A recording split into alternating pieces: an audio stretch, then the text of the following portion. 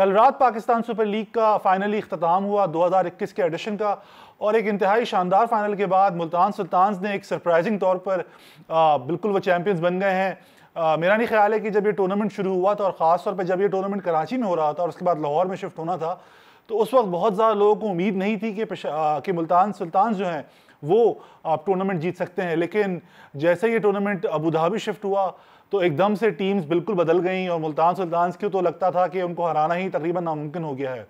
अगर आप उनकी लाइनअप्स देखें over the course of last 6-7 matches, तो ये दिखने में आता है कि एक बहुत ही अजीब सी टीम है जो कि चैंपियंस बनी है। और अगर मैं एक बिल्कुल आम तरीके से सोचूं तो मुझे कोई याद नहीं पड़ता कि कोई इस तरह की टीम थी जो कि कोई बड़ी लीग जीती है। मेरे ख्याल से शायद पहले जो IPL हुई थी उसमें राजस्थान रॉयल्स की टीम कुछ इसी तरह की टीम थी, लेकिन ये तो कुछ बहुत ही अलग सी टीम है। अगर PSL शुरू होने से पहले कोई बैठकर प्रोबेबल की टीम बनाता तो उसमें मुल्तान सुल्तान्स की मेरे ख्याल से सिवाय मोहम्मद रिजवान के या शायद शुएब मकसूद के कोई भी टीम में नहीं होता। लेकिन उसके बावजूद ये टीम जीत गई और ऐसा लगा कि हर बंदा जो है वो अपनी एबिलिटी से ज़्यादा खेल गया है। अब शान मसूद को जब ये वापस लेकर आए टीम में तो उन्होंने बहुत शानदार परफॉर्मेंस दिखाई।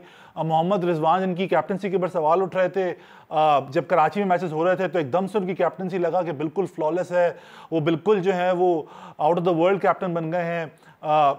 जो जिम्बाब्वे के बॉलर आए थे ब्लेसिंग मुजर रब्बानी, वो लगता है कि बिल्कुल अनप्लेबल बॉलर बन गए हैं, उनको तो कोई खेल ही नहीं सकता। इमरान खान जो कि इससे पहले पाकिस्तान सुपर लीग में कभी खेले नहीं थे, वो ऐसा लग रहा था कि वो उमर गुल का एक पार्ट 2 आ गए हैं, उनको आप मार नहीं सकते।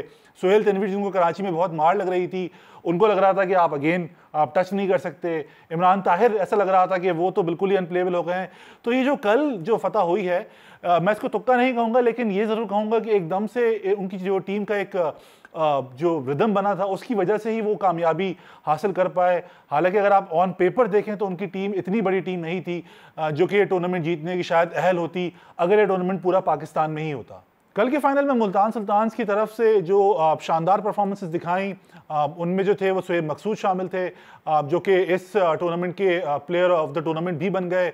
उनके साथ साथ जो आउट ऑफ फॉर्म प्लेयर चल रहे थे पूरे टूर्नामेंट में, रारी रुसो, कल उन्होंने भी अच्छा खेल लिया। उसके अलावा बॉलिंग में जो है वो अगेन सुहेल तनवीर की बहुत शानदार परफॉर्मेंस थी, इमरान खान की बहुत अच्छी परफॉर्मेंस थी।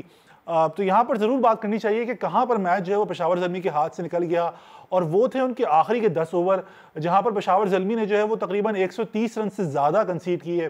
13 रन अगर पर ओवर आप देंगे किसी भी मैच में अपने आखिरी 10 ओवर्स में, तो T20I में भी या T20 मैच में किसी भी तरीके से आपका वापस आना बहुत मुश्किल हो जाता है, और कल यही हुआ। अगर आप थोड़ा सा डिटेल में जाएँ इनकी परफॉर्मेंस की, बॉलिंग परफॉर्मेंस के, तो वहाब रियाज ने जिस तरह आखिर में बोला भी ये बात कि पूरे टूर्नामेंट में हमें ये मसला रहा कि हम लोग जो थे वो back end of the inning में बहुत रन्स कंसीड कर रहे थे और वो आखिर तक हमारे साथ चलता रहा। तो वो बिल्कुल सही बात कर रहे थे, ये बिल्कुल उन्होंने सही आइडेंटिफाई किया, क्योंकि अगर आप उनकी देखें तो उन्होंने सिर्फ 12 डॉट बॉल्स की थी आखिरी 10 ओवर में। जो एक टूर्नामेंट की एवरेज चल रही थी वो तकरीबन 19 डॉट बॉल्स की चल रही थी आखिरी 10 ओवर में। तो ये एक बहुत बड़ा डिफरेंस है 60 डॉट बॉल्स का, क्योंकि इन्हीं 60 डॉट बॉल्स पर जो है वो शुएब मकसूद और रारी रुसो ने बिल्कुल कोई लिहाज नहीं किया, और उनको जहां जिस तरीके का मौका लगा उन्होंने बिल्कुल रन्स बनाने में कोई कसर नहीं छोड़ी। इसके बावजूद अगर पेशावर ज़ल्मी थोड़ी सी अपनी बैटिंग को थोड़ा सा प्लान करके चलते, अगर कामरान अकमल ऊपर से थोड़ा सा इंटेलिजेंटली खेलते, तो शायद जो है वो ये मैच बिल्कुल बन सकता था। क्योंकि आखिरी 4 ओवरों में या 5 ओवरों में पेशावर ज़ल्मी को 70 रन चाहिए थे, लेकिन उनकी विकेटें गिर गई थी और यहीं पर ही उनसे मसला हो गया। वरना उसके बावजूद शुरू में बहुत बुरा खेलने के बावजूद भी पेशावर ज़ल्मी इस मैच में बिल्कुल बरकरार थे। और अगर ऊपर से कामरान अकमल की बैटिंग थोड़ी सी बेहतर होती, और ये मैं इसलिए कह रहा हूँ क्योंकि जब तक 5 ओवर हुए थे तो जज़ई जो कि इन फॉर्म बैट्समैन हैं उनसे सब डर रहे हैं, उन्होंने सिर्फ 2 बॉलें खेली थी। तो अगर आपसे रन नहीं बन रहे और पेशावर ज़ल्मी के रन जो थे वो पहले 5 ओवरों के बाद सिर्फ 36 रन थे, तो अगर आप 28 बॉलें खेल चुके हैं और 36 रन में आपके हैं, तो आप फिर अपने जो पार्टनर हैं इनफॉर्म उन्हीं को स्ट्राइक देते हैं, शायद वही आपसे थोड़ा तेज़ खेल लें, सिर्फ इस चक्कर में कि आप अपनी फॉर्म को वापस लाने के लिए आपने जो है वो टीम की कॉज को नुकसान पहुँचाया। तो कहीं ना कहीं एक ऐसे सीजन कैंपेनर की तरफ से शायद इससे बेहतर ज़रूर एक्सपेक्ट कर रही होगी पेशावर ज़ल्मी की टीम। आगे जाने से पहले हम ज़रूर ये बात करेंगे कि अगला सीज़न अगर पाकिस्तान में होता है तो ये बात आप ज़रूर नोट करिएगा कि मुल्तान सुल्तान्स की अगर यही टीम होती है तो उनको बहुत मुश्किल होने वाली है।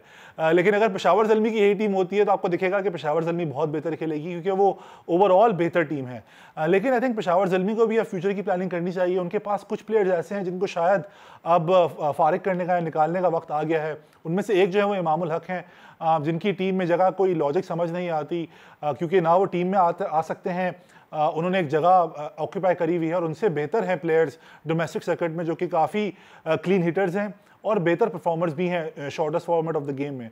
इसी तरीके से कामान अकमल के बारे में शायद पेशावर ज़ल्मी को अब सोचना चाहिए।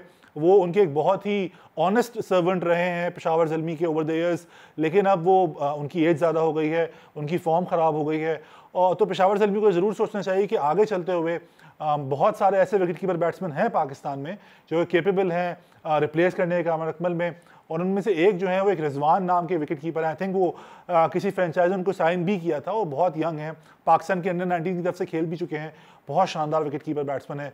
तो आई थिंक वो एक आइडियल फिट बनते हैं, क्योंकि वो केपी की तरफ से खेलते हैं, और जब वो केपी की तरफ से खेलते हैं तो यकीन तौर पर पेशावर ज़ल्मी की टीम का हिस्सा बनने के वो काबिल भी होंगे। ये टूर्नामेंट पिछले पाकिस्तान सुपर लीग के एडिशन से थोड़ा सा मुख्तलिफ हुआ, और इसके लिए हमने एक थोड़ा सा एक चार्ट बनाया जिससे आपको समझ में आएगा कि ये टूर्नामेंट किस तरह से मुख्तलिफ हुआ। अगर आप इस चार्ट में देखें तो आपको दिखेगा कि average innings, first innings score जो रहा है पाकिस्तान सुपर लीग 2021 में वो रहा है 170। इससे पता लगता है कि ये जो है ये हाईएस्ट है in the history of PSL।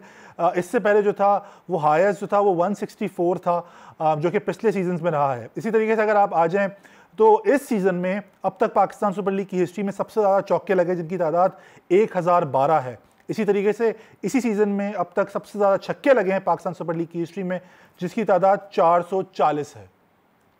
यहीं हम कुछ बात कर लेते हैं इस टूर्नामेंट के जो कुछ टॉप परफॉर्मर्स हैं उनकी। तो हम आपको ये बताते चलें कि जब ये टूर्नामेंट ख़त्म हुआ तो बाबर आजम जो थे वो लीडिंग रन गेटर थे इस टूर्नामेंट में, जिन्होंने 554 रन बनाए, जबकि मुल्तान सुल्तान्स के जो शाहनवाज धानी थे उन्होंने 20 विकेटें लेकर सबसे ज़्यादा कामयाब बॉलर होने का एजाज़ भी हासिल किया। अगर आप आगे बढ़ें तो आपको पता लगेगा कि इफ्तिखार अहमद इस्लामाबाद यूनाइटेड के ऑलराउंडर जो हैं उन्होंने सबसे ज़्यादा कैचेस लिए हैं फील्डर के तौर पर इस टूर्नामेंट में, जबकि मोहम्मद रिजवान जो थे उन्होंने सबसे ज़्यादा डिसमिसल्स किए हैं विकेट कीपर्स में, जिसकी तादाद 20 है। सुहेब मकसूद जिनको प्लेयर ऑफ द टूर्नामेंट का अवार्ड मिला है, उनकी परफॉर्मेंस बहुत ही शानदार रही। उन्होंने इस टूर्नामेंट में 428 रन बनाए 47.55 की एवरेज पे, और उनकी स्ट्राइक रेट जो थी वो बहुत ही इंप्रेसिव थी, जो कि 156.77 थी। तो यहीं पर हमारी पाकिस्तान सुपर लीग की कवरेज अब इख्तिताम पजीर होती है। उम्मीद करता हूं कि आपको हमारी जो भी कंटेंट था वो पसंद आया होगा, और आप हमें अपने फीडबैक से ज़रूर आगाह करिएगा। हमारे ट्विटर और फेसबुक पेजेस पर आप कमेंट कर सकते हैं, हमें बता सकते हैं कि हम कहाँ पे बेहतर करें, क्योंकि अगर आप हमें बताएंगे तो उसी से हमारी रहनुमाई होगी। लेकिन हमने ज़रूर कोशिश की थी कि हम आपको एक ऐसा कंटेंट ला के दिखाएं जो कि शायद आपको कहीं और पर इतने आराम से अवेलेबल नहीं होगा।